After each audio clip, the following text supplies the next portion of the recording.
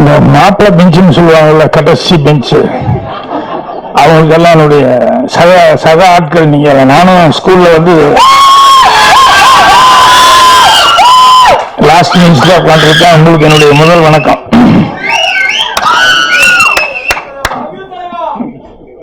Thank you.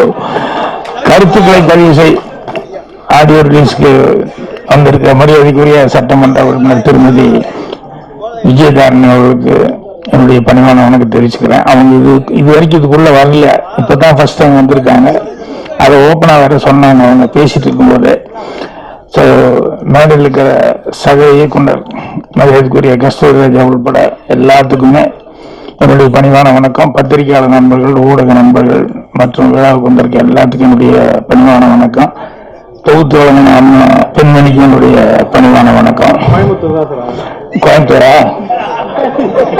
சந்தோஷம். இந்த அட்வான்ஸா வந்து முதல்லயே வந்து இந்த கருத்துக்களை பதிவு செய் அப்படிங்கிறது வந்து நான் இன்னைக்கு என்னோட லைஃப்ல ஒரு பொசிஷனுக்கு வந்ததுக்கு மெயின் காரணமே, நான் எங்கேயுமே சினிமாவை பொறுத்த வரைக்கும் என்னுடைய கருத்துக்களை வந்து தைரியமா பதிவு பண்ணேன். அதுதான் ரொம்ப முக்கியம். அடுத்தது என் உதவியாளர்கள் யாரா இருந்தாலும் அவங்களுடைய கருத்துக்களையும் பதிவு செய்ய சொல்லி அவசியம் சொல்லுவேன். ஸோ என்னுடைய சக்சஸ்க்கு அது மெயின் முக்கியம். நாங்கள் டைரக்டர் ஏதாவது சீன் சொல்லும்போது ஏதாவது பேசும்போது இது நல்லா இல்லை சார், இது ஏதாவது மாற்றணும்னா இல்லை அப்படின்னு சொல்லி டமால் சிகரெட் பேக்கெல்லாம் தூக்கி வீசுவார். நான் பேசாம உட்காந்துருப்பேன். நல்லா இல்லை அவ்வளவுதான். அது மாத்துற வரைக்கும் எவ்வளவு போராட்டம் பண்ண முடியுமோ அவ்வளவு போராட்டம் பண்ணுவேன். ஸோ அந்த டைட்டில் எனக்கு ரொம்ப இம்ப்ரெசிவா இருந்தது. அப்புறம் படத்துல வந்து ஃபர்ஸ்ட் சாங்ஸ் ரொம்ப மெலடியா போட்டிருந்தாரு கணேஷ் ராகவேந்திரா. நான் உள்ள வரும்போது கரெக்டா சாங் தான் ஓடிட்டு இருந்தது. இறைச்சல் எல்லாம் இல்லாம நல்ல மெலடியா இருந்தது. மனோகர் போட்டோகிராஃபி நல்லா இருந்தது. நம்ம கவிஞர் சொக்கு அவர்கள் தான் 2 பாட்டு எழுதியிருக்காருன்னு நினைக்கிறேன். இல்ல, ரொம்ப சந்தோஷம். ஸோ இவங்களுக்கெல்லாம் அட்வான்ஸ் வாழ்த்துக்களை தெரிவிச்சுக்கிறேன். உபாசனாவா, அவங்க பெங்காலி. ஆனா அவங்ககிட்ட ரொம்ப பாராட்டப்பட வேண்டிய ஒரு விஷயம் என்னன்னா, என்ன நினைச்சாங்களோ அதை தமிழ்ல எப்படியாவது முயற்சி பண்ணி சொல்லிடுவோன்னு கடைசி வரைக்கும் அந்த கருத்துக்களை தமிழ்லயே கடைசி வரைக்கும் சொல்றதுக்கு முயற்சி பண்ணாங்க. அது எனக்கு ரொம்ப பிடிச்சிருந்தது.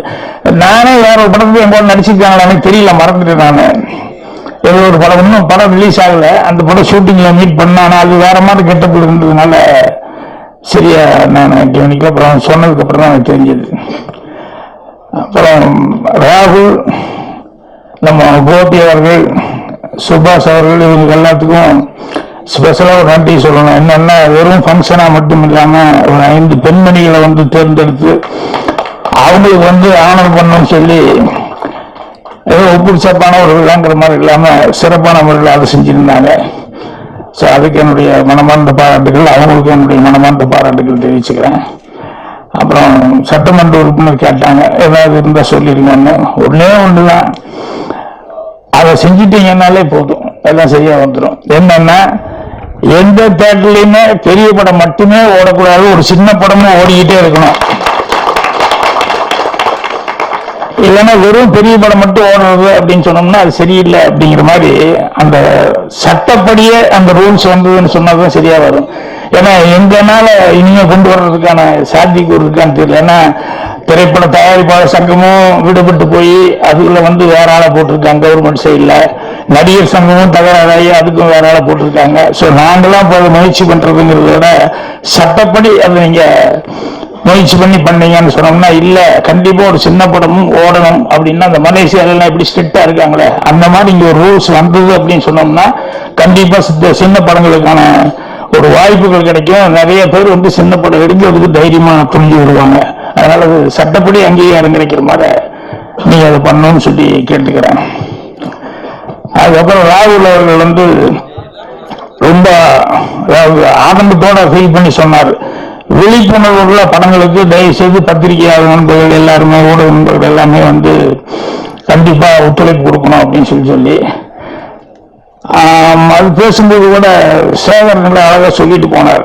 பத்திரிகை வந்து என்னைக்குமே நல்லா இருந்தது அப்படின்னு சொன்னோம்னா கண்டிப்பா கை கொடுப்பாங்க. ஏன்னா எல்லாருமே வந்தவங்க எல்லாருமே வந்து பத்திரிகையாளர்னாலதான், ஊடக நண்பர்கள் இவங்கனாலதான் எல்லாருமே மேலுக்கு வர முடிஞ்சது. என்னன்னா சிறப்பா இருக்கிறத வந்து எல்லாருமே வந்து அப்ரிசியேட் பண்ணிடுவாங்க. அதனால அதுல உங்களுக்கு ஒன்றும் டவுட் வேண்டாம். நீங்க சின்சியரா முயற்சி பண்ணிருக்கீங்க. முயற்சி பண்ணிருக்கும் போது கண்டிப்பா அதுக்கு உண்டான ஒத்துழைப்பு கண்டிப்பா கிடைக்கும். அதுக்கப்புறம் நீங்க ஒரே நைட்ல வந்து இந்த கதை உருவானதா சொன்னீங்க. நானும் ஒரே நைட்ல ஒரு கதையில 2 கதை பண்ணிருக்கேன். ஒண்ணு இன்டர்வியூனாலதான்.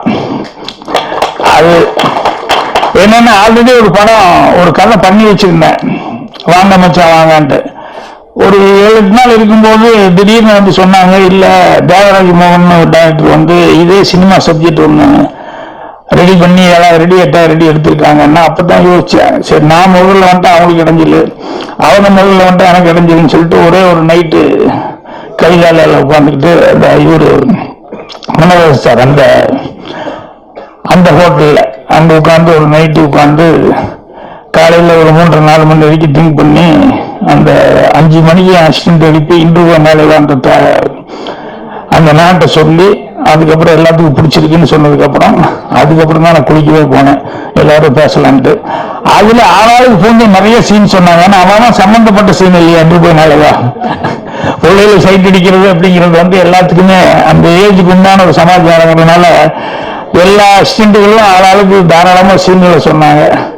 அதே மாதிரி இன்னொரு படம் வந்து ஒரே நைட்டு வந்து இதானது, எங்க டைரக்டர் டாக்டர்னு ஒரு படம் எடுத்துட்டு அது வந்து அந்த கதை ஏற்கனவே வந்த சிமிலாரிட்டி இருக்குது சிவபுரோஜாக்கள் மாதிரி அப்படின்னு சொல்லிட்டு கொஞ்சம் அப்செட் ஆகி பாம்பேல அங்க மீட் பண்ணப்போ சொன்னாரு.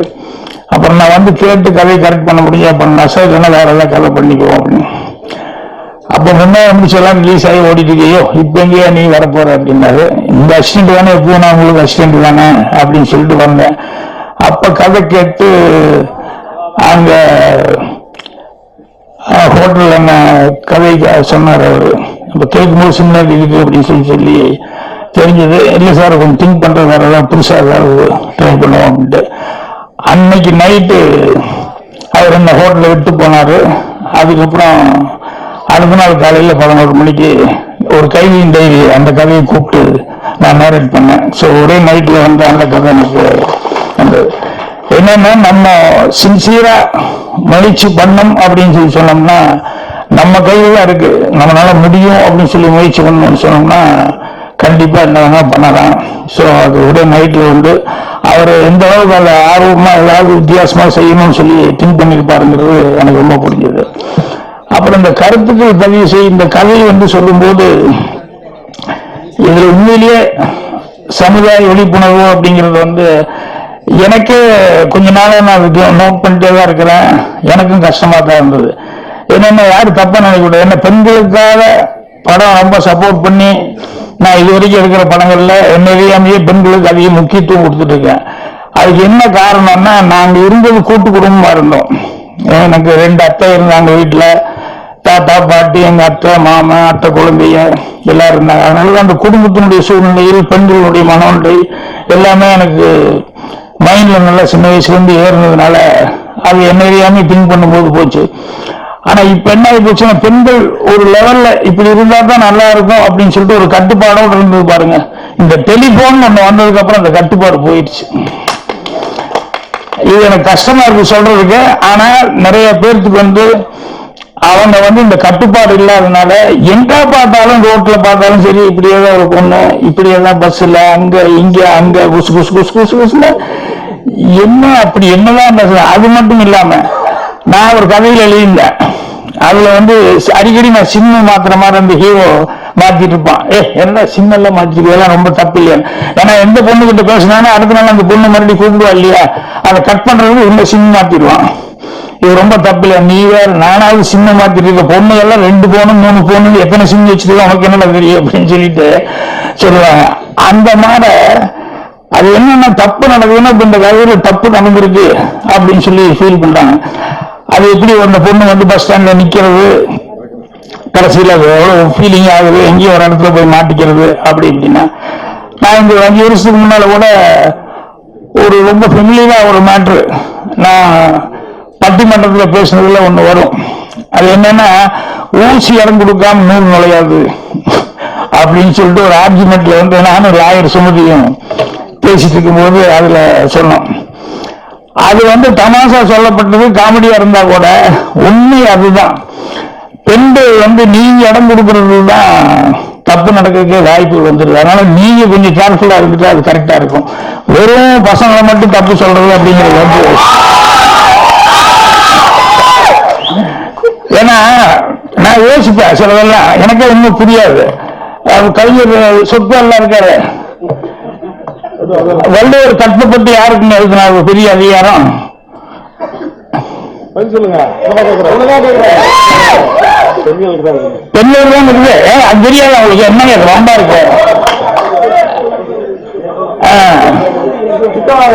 ஏன் எழுதுனா, ஆம்பளை தப்பு பண்ணான்னா ஏதோ போற போக்குல போயிட்டு அப்படி வந்துருவான், அது வேற மாதிரி ஆகி போகும். பெண்கள் அந்த விஷயத்துல வந்து தப்பாகி போச்சுன்னா அது மிகப்பெரிய தப்புக்கு வந்து விட்டுரும். அதனாலதான் திரும்ப அதை வலியுறுத்தி இது பண்ணிருக்காங்க. நீங்க பேப்பர்ல எல்லாம் கூட பார்த்திருப்பீங்க. சொல்லும் போது கஷ்டமா இருக்கு எனக்கு, வேற வழி இல்லை என்னடா பண்றது அப்படின்ட்டு. என்னன்னா ஒரு சின்ன வீடு வச்சுட்டான்னா என்ன வேணாலும் சின்ன வீட்டுக்கு பண்ணிடுவான். காசு போனா என்ன வேணுமோ கொடுக்குறதெல்லாம் கொடுத்துருவான். ஆனா பெரிய வீடு டிஸ்டர்பே பண்ண மாட்டான். ஆனா அதே பேப்பர்ல நீங்க பாருங்க, என்னன்னா கள்ளக்காதல் அப்படின்னுக்காக புருஷனையே கொண்டுட்டாங்க, குழந்தையை கொண்டுட்டாங்க, இப்படிங்கிற நியூஸ் எல்லாம் வர்றது எதுக்குனால அப்படின்னு சொன்னோம்னா, அதுதான் லேடிஸ் வந்து அந்த கண்ட்ரோல் இருக்கணும், அவங்களை வந்து அந்த லிமிட்ல வச்சிருக்கணும், அவங்களே அவங்களுக்குள்ள ஒரு சுய கட்டுப்பாடு வேணும் அப்படிங்கிற மாதிரி தான் இருந்தது. ஸோ இன்னைக்கு இந்த டெலிபோன் அது இதெல்லாம் வரும்போது வந்து என்ன போச்சுன்னா, அது அதை விட்டு தாண்டி அவங்க எங்கெங்கயோ போயிட்டு இருக்காங்க. அதனால ஈஸியா தப்பு நடக்கிறதுக்கு வாய்ப்புகள் வருது. இப்போ பொள்ளாச்சியில தப்பு நடந்ததுன்னா பசங்க மட்டுமே காரணம் இல்ல, நீ உன்னோட வீக்னஸ் அதை அவன் கரெக்டா யூஸ் பண்ணி உன்னை கொண்டு போயிட்டான். சோ அவன் பண்ணது பெரிய தப்புன்னா அந்த வாய்ப்பை உண்டாக்கி கொடுக்குறது இருக்கு, அது வந்து நீங்க வந்து அந்த வாய்ப்பு உண்டாக்கி கொடுத்துட்டீங்க, அதுதான் ரொம்ப தப்பு. ஏன்னா லேடிஸ் பற்றி எனக்கு சில விஷயங்கள், நான் ஒரு கதை எழுதும்போது அவர் ஒரு மேட்டர் எழுதியிருந்தேன். என்னன்னா, 2 பேர் லவ் பண்ணுவாங்க, இந்த வீட்லயும் ஒத்துக்க மாட்டாங்க, அந்த வீட்லயும் ஒத்துக்க மாட்டாங்க. ஸோ கடைசியில் வெட்டு கூட்டுங்கிற லெவலுக்கு தான் வரப்போகுது அப்படின்னு சொல்லும்போது, இந்த 2 பேரும் தனியா ஒரு இடத்துல போய் சூசைட் பண்ணிக்கலாம் அப்படின்னு சொல்லிட்டு போய் அந்த பவுடர் எல்லாம் எடுப்பாங்க, எடுத்து சாப்பிட ரெடி ஆவாங்க. ரெடி ஆகும்போது இந்த பையன் சொல்லுவான், நம்ம 2 பேரும் சந்தோஷமா இருக்கணும்னு நினைச்சோம், ஆனா நம்ம லைஃப் சந்தோஷமா இருக்கிறதுக்கு ஒத்துக்கல, அவன் வீட்லயும் ஒத்துக்கல, அவன் வீட்லயும் ஒத்துக்கல, இப்ப அவனாலதான் சாகர ஒரு சூழ்நிலைக்கு வந்துட்டோம். இப்ப நம்ம எப்படி சாக போறோம், ஏன் சாகறதுக்கு நம்ம சந்தோஷமா இருந்துட்டு சாகக்கூடாது அப்படிமா. அப்புறம் அந்த பொண்ணு சிரிச்சுட்டு ஓகே கரெக்ட் தான் அப்படின்னு சொல்லிட்டு, அதுக்கு முன்னால ஒரு சின்ன விஷயம் அப்படின்னு சொல்லிட்டு உள்ள இருந்து ஒரு லெட்டர் ஒன்று எடுத்து கொடுப்பான், கொஞ்சம் படிய சத்தமா படிய அப்படின்னா. அதுல அந்த பொண்ணு வந்து அவங்க அப்பாவுக்கு எழுதியிருக்கும், அன்புள்ள அப்பா அவர்களுக்கு, நான் ஏதோ வயசு கோளாறுல வேற ஏதோ ஒரு ஆசையில இந்த பருவம் வந்து அதுல வந்து இப்படி எல்லாம் தப்பு தவறமா பண்ணிட்டேன், அதுலதான் இப்படி லவ் பண்ணிட்டு இப்படி ஓடி வந்துட்டேன் அப்படின்னு நினைச்சிட்டு உங்க மானத்தை கெடுத்துட்டேன், உங்க கௌரவத்தை கெடுத்துட்டேன், அப்படி எல்லாம் நினைக்கிறீங்க, தப்புப்பா. இப்ப சாகுறதுக்கு மேல ஒரு விஷயத்த அதை நான் உங்களுக்கு தெளிவுபடுத்திடுறேன். என்னன்னா, இப்ப நான் டெத் ஆகிறேன், ஆனால் சாகும் போது உங்க மகளாகத்தான் சாகிறேன், அப்படியே வேற மாதிரி நான் சாகல. இதை படிச்சுமே அவனுக்கு கண்ணு கிளம்பும். ஏன்னா இப்ப அதை மீறி எப்படி தப்பு பண்ணலாம்னு தோணும். அதனால அவன் சாரிம்மா சாரின்னு சொல்லும்போது இன்னொரு சாரி சவுண்டு கேட்கும். என்னன்னு பார்த்தா 2 பேரண்ட்ஸும் வந்திருப்பாங்க. அவங்க இந்த லெட்டர் படிச்சு அவங்க கேட்டிருக்காங்க. இப்ப அவங்க 2 பேருமே 2 பேரண்ட்ஸும் இவ்வளவு பவித்திரமா இருக்குன்னு நம்ம பொண்ணு, சோ இப்படி இருக்கவங்களை வந்து நம்ம பிடிக்கணுமா அப்படின்னு சொல்லி சேர்த்து வைக்கிறாங்க அப்படின்னு சொல்லிட்டு. என்னன்னா லேடிஸுடைய மன இதுன்றது இருக்கு, அது அவ்வளவு தூரம் சில நேரங்களில் பக்குவமா இருக்கும். அதே மாதிரி இன்னொரு கதையில நான் கிரியேட் பண்ணியிருந்தேன், தமாஷா கிரியேட் பண்ணிதான், ஆனா உண்மை அதுதான். என்னன்னா ஒருத்தர் ஓடி வந்து நான் தான் லாயர் நேரம் வந்து காலில் வந்து விடுவான், சார் என் பொண்டாட்டி டைவர்ஸ் பண்றதுக்கு வர்றா, தயவு செய்து என்ன எப்படியாவது கொஞ்சம் காப்பாத்துங்க, நீ என்னடா தப்பு பண்ண, எதுக்கு டைவர்ஸ் பண்ண வர்றாங்க? இல்ல சார் நான் கொஞ்சம் குடிக்கிற பழக்கம் இருக்குன்னா, இது முதலிருந்து தெரியாத வைஃபுக்கு தெரியும், அப்புறம் இப்படி சரி பண்ணிக்கலாம் சமாதானப்படுத்தி நான் விட்டுறேன், கொஞ்சம் கொஞ்சமா விட்டுறேன்னு சொன்னேன். அப்புறம் எத்தனை வருஷம் ஆச்சுன்னா, இல்ல 5 வருஷமா ஆயிடுச்சு. 5 வருஷமா இப்படி தாக பிடிச்சிட்டு இருக்கிறேன், இன்னும் குடிச்சிட்டு இருந்தானே. இல்ல 3 வயசு 4 வயசுல ஒரு குழந்தை இருக்கு, அதனால பொண்டாட்டி இப்படியே சரி பண்ணிட்டே வந்தா. இப்போ அப்புறம் என்ன இந்த எந்த கோவம் வந்து இன்னைக்கு டைவர்ஸ்ன்னு வர்றாள். நாம இங்க ஒரு பெரிய லாயர் இருக்காரு, அவர்கிட்ட போனா கண்டிப்பா டைவர்ஸ் வாங்கி கொடுத்துருவாரு, வேற வழியே இல்லை, அதனால வந்துட்டு இருக்கா. எனக்கு என் வைஃப் இல்லாம முடியாது, நான் குடியாருந்தா கூட என் வைஃப் விட்டுட்டு நான் இருக்க முடியாது, நீங்க தான் காப்பாற்ற முடியும்னு சொல்லிட்டு உங்க பேரு சொன்னாங்க, அதுதான் உங்ககிட்ட வந்தேன். சரி கடைசி என்னதான் தப்பு பண்ணேன், டைவர்ஸ் வரைக்கும் வந்திருக்கு, இத்தனால 5 வருஷம் இல்லையே, இப்ப டைவர்ஸ்க்கு வந்திருக்கு, என்ன காரணம்? அது ஒன்றும் இல்லை சார், முன்னாடி உட்காந்து சாப்பிட்டு இருந்தேன், எப்பவுமே தனியா வீட்டுல தான் உட்காந்து சாப்பிடுவேன். என் குழந்தை எல்லாம் வர்றது தெரியாது, 4 வயசு குழந்தை தெரியாது. திடீர்னு வைஃப் இந்த சம்சாரம் எங்கேயோ வெளியே போயிட்டா, நான் குடிச்சிட்டு வந்துட்டாப்ல. அப்புறம் வந்து நான் என்னப்பா சாப்பிட்றேன், என்ன ஒன்றும் இல்லைப்பா அது அப்படி.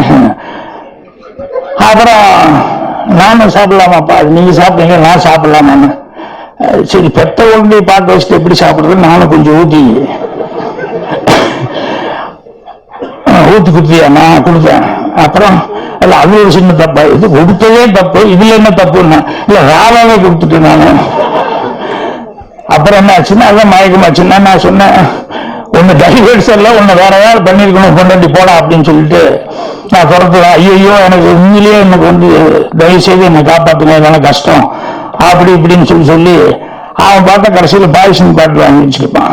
நீங்க எனக்கு காப்பாத்தலன்னா கண்டிப்பா நான் வந்து இதை குடிச்சிட்டு போயிடுவேன், எப்படியா காப்பாத்து சார், சார் கார் வந்துட்டு இருக்கு அப்படின்னா ரோட்டில் கார் வந்துட்டு இருக்கு. அப்புறம் வந்தா அப்புறம் உண்மையில் நான் நம்பலாமான்னு நம்பலாங்க. சரி கையில பாய்சன் பாட்டில் வச்சதுனால நம்புறேன் நானு அப்படின்னு சொல்லிட்டு வரும்போது நான் சொல்ற மாதிரி சொல்லுங்க. என்ன அந்த அம்மா கார் விட்டு இறங்கணும் உடனே இவன் சொல்லுவான், சார் என்ன செய்யணும் தெரியாது, நான் டைவர்ஸ் பண்ணி ஆகணும், என்ன டைவர்ஸ் பண்ண, எனக்கு டைவர்ஸ் வாங்கி கொடுங்க, டைவர்ஸ் வாங்கினா அந்த அம்மா ஷாக் ஆவாங்க. நான் இந்த ஆளு டைவர்ஸ் பண்ணணும்னு வந்துட்டு இருந்தா இந்த ஆளு இவன் என்ன இன்னொரு வகையில் போய் டைவர்ஸ் நல்லா யோசிச்சு, இல்ல சார் டைவர்ஸ் பண்ணி ஆகணும், வேற வழியில நான் ஏதோ குடிச்சா அதுக்காக வந்து அவளை நான் விடவே மாட்டேன், டைவர்ஸ் பண்ணேன். அப்ப டைவர்ஸ்க்கு என்ன வேணா பண்ணுவியா, என்ன வேணா பண்ணுவேன், சரி ஓகே நாளைக்கு நான் கேஸ் எடுத்துக்கிறேன். ஒன்னு கோர்ட்ல வந்து ஒண்ணு சொல்லணும், என்னென்ன காலையில் நீ வீட்டுக்கு போயிடுவில்ல வேலைக்கு அப்படின்னா, அப்படின்னு இவன் இருக்கான இந்த பையன் அசிஸ்டன்ட், இவன் வீட்டுக்கு வருவாங்க, எங்க வீட்டுக்கு வருவாங்க. அப்புறம் இந்த அசிஸ்டன்ட் மத்தியானத்துக்கு மேல நீ வந்து சாப்பிட்டு போயிடுவில்ல, அதுக்கப்புறம் இந்த அசிஸ்டன்ட் வருவான் வீட்டுக்கு. என்ன இல்ல இவங்கெல்லாம் வர்றாங்க அவன் சம்சாரத்துக்கு கூட அவன் எல்லாம் கனெக்ஷன் இப்படிதான் சொன்னா தானே டைவர்ஸ் வாங்கி கொடுக்க முடியும். உடனே அவன் வந்து சார் அது டைவர்ஸ் தான் கேட்டா, அதுக்காக இவரெல்லாம் இத்தனை பேர் என் வீட்டுக்கு மாறி மாறி வந்துட்டு இருக்கான்னு சொன்னா அப்பதான் கேஸ் ஜெயிக்கு, அப்பதான் டைவர்ஸ் வாங்க முடியும். சார் சார் என் பொண்டாட்டி என்னை விட்டு போயிட்டா கூட அவன் நல்லபடியா இருக்கட்டும், யாராவது கல்யாணம் முடிச்சுட்டா கூட பரவாயில்ல தப்பு இல்லை, இதுக்காக போய் என் பொண்டாட்டி போய் குறை சொல்றீங்க, எப்படி சார் நியாயம் அப்படின்னு. இதை கேட்டுட்டு அந்த பொண்ணுக்கு ஒரு ஷாக் ஆயிடுவான். இல்ல சார் பரவாயில்ல அப்படி இப்படின்னு சொன்னோடனே அந்த பொண்ணு பொண்ணு வருவா, வந்துட்டு அந்த கையில பாட்டு இருக்குது இவன் எடுத்து நான் அதை குடிச்சிட்டே போயிடுறேன் போது தட்டி விடுவா. தட்டி விட்டு இல்லையா நான் போய் அந்த லாயரை பார்த்து சொல்றேன், ஏன்னா மரியாதைக்கு போய் ஒரு வார்த்தை வேண்டாம்னு சொல்லணும் இல்லையா, சொல்லிட்டு இருக்கிறேன். எப்போ என் பேரு கிடக்கூடாது அப்படின்னு நீங்க எவ்வளவு தூரம் நினைக்கிறீங்களோ அப்படி இருக்கும்போது உங்களை திருத்திட முடியும் நம்பிக்கை இருக்கு அப்படின்னு சொல்லிட்டு போயிடுவான். போன உடனே அந்த பொண்ணு பக்கத்துல லாயரை பார்க்க போன நான் சொல்லுவேன், இதுதான் பொம்பளை, அவ மைண்ட்ல நீ அவ மேல வந்து அவளுக்கு ஒரு கெட்ட பேர் வந்துடக்கூடாதுன்னு நீ நினைச்ச அப்படின்னு அவனுக்கு பொய் தான் சொல்ல சொன்னேன். நான் சொன்ன பொய்க்கு அந்த பொம்பளை எப்படி ரியாக்ட் பண்றா பாத்தியா அப்படின்னு சொன்னதுக்கு அப்புறம் புரிஞ்சுட்டு சார் இன்னைக்கு நாள் குடிக்காம இருந்தேன், நேரம் அந்த பொம்பளை வருவா, வந்தோடனே வாங்க அவனை திருத்த முடியும் நம்பிக்கை இருக்குன்னு சொல்லிட்டு போகும்போது என்ன பார்த்து அப்படின்னு என்ன துப்பிட்டு போவா, நான் தொடச்சுட்டு போறேன். என்னென்ன லேடிஸ் அப்படின்னு சொல்லும்போது அவங்க வந்து என்னென்ன டைப் அவங்களுடைய கேரக்டர்ஸ் இருக்கும் அப்படிங்கிறத நம்ம வந்து ஃபீல் பண்றோம். ஆனால் இந்த விஞ்ஞான முன்னேற்றத்துல வந்து நமக்கு அப்பா வந்து ஒரு பொண்ணுக்கு பாதுகாப்புக்கு தான் போன் வாங்கி கொடுக்குறாரு. என்னன்னா பொண்ணு எங்க இருக்குது என்னன்னு தெரியல, எப்படிதான் நம்ம ஒரு போன் பண்ணிக்கிட்டு இருந்தோம்னா நமக்கு எங்க இருக்குது என்னங்கிறது தெரியும் அப்படின்னு சொல்லிட்டு ஒரு பிரிகாஷனா இருக்கட்டும்னு சொல்லுவாங்கன்னா, நீ குசு குசு குசுன்னு எங்கெங்கேயும் போய் தனித்தனியா உட்காந்து நீ பேசிட்டு இருக்கிறது அப்படிங்கும் போது எல்லா தவறுகளுக்கும் வழிவகுக்கூடியது. ஸோ அதனால அந்த தப்புகளுக்கு வந்து பெண்கள் நம்ம முடிஞ்ச வரைக்கும் நம்ம கட்டுப்பாடு சுய கட்டுப்பாடு கொண்டு அந்த மாதிரி எல்லாம் இல்லாம இருக்கணும். ஏன்னா இந்த படத்தை பார்க்கும்போது எனக்கு அதுதான், ஏமாந்து ஒரு பொண்ணு சிக்கிக்கிறா அப்படிங்கிற மாதிரி எப்படி அவஸ்தப்படுறா அப்படின்னு சொல்லிட்டு அதுதான் அவர் திருப்பி திருப்பி விழிப்புணர்வு விழிப்புணர்வு அப்படின்னு சொல்லிட்டு இருக்காரு. ஸோ விழிப்புணர்வு தேவை. எங்களுக்கு சினிமாவுக்கு ரொம்ப விழிப்புணர்வு தேவைப்படுது இப்போ. ஏன்னா சினிமாலேயே எல்லா ஆளாளுக்கு அடிச்சுக்கிட்டு நேற்று பார்த்தேன், ரொம்ப காமெடியா இருந்தது. நம்ம கடம்பூர் ராஜ் அவர்கள் ஒரு ஃபங்க்ஷன்ல பேசினாரு, எங்களுடைய ஒரே சூப்பர் ஸ்டார் எடப்பாடி பழனிசாமி அவர்கள் தான் அப்படின்னாரு. எனக்கு எங்க திடீர்னு இப்படி பேசுறாரு இவரு அப்படின்னா, அப்பதான் தெரிஞ்சது அந்த சூப்பர் ஸ்டார் அவர் கமெண்ட் கொடுத்துட்டாரு. அதுக்கு ஒரு கவுண்டர் கொடுத்தா அவங்கள போட்டிருக்காரு. அப்பதான் அது அமைச்சர் இருக்கிறதுக்கு ஒரு இது இருக்கு. அதனால அப்பதான் நினைச்சிட்டேன், எந்த சண்டையும் கீழே போறது இல்லை. உங்களும் அரசியல்வாதிகிட்ட போய் நின்று அவங்க கிட்டயும் சண்டை போடுறதில்ல. என்னன்னா இப்ப எப்படி சொல்லும்போது நம்பியாருக்காக கேட்டாங்க.